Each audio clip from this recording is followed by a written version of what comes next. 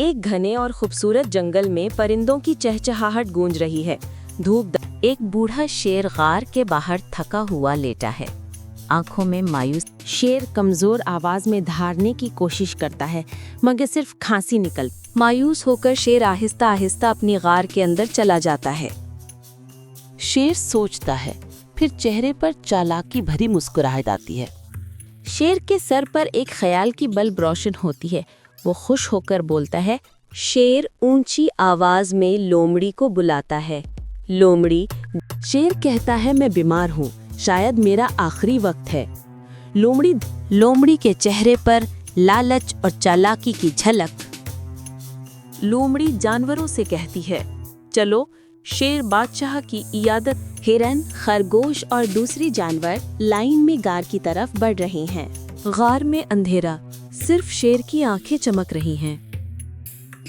हिरन आहिस्ता आहिस्ता गार के अंदर दाखिल होता है।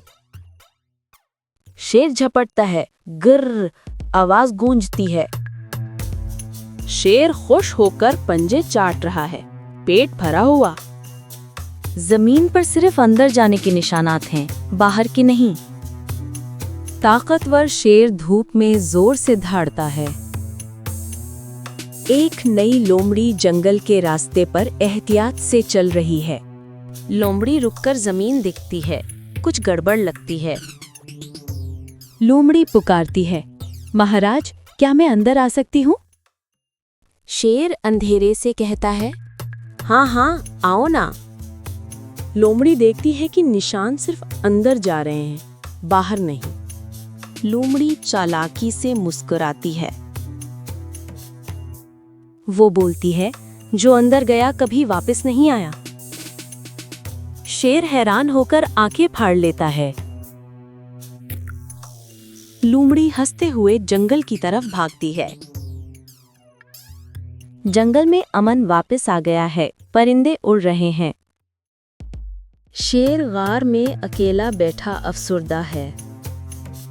लोमड़ी दूसरे जानवरों को कहानी सुना रही है, सब हंस रहे हैं। सबक, अक्ल ताकत से बड़ी है। अगर आपको ये कहानी पसंद आई हो तो लाइक, सब्सक्राइब और शेयर करना ना भूलें।